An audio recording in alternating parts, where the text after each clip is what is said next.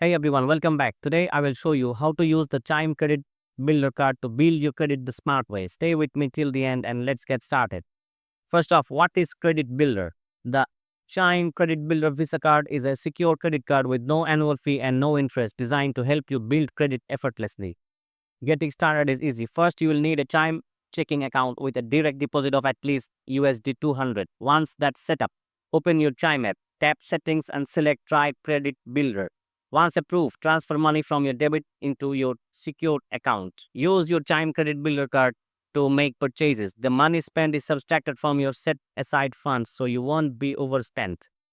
For seamless credit building, turn on Safer Credit Building mode in your settings. This ensures your balance is paid off automatically each month, helping you always pay on time. Now let's stop credit reporting. No present limits. You decide how much to add. No card utilization reporting, meaning spending won't hurt your credit score. On-time payments are reported, helping boost your score.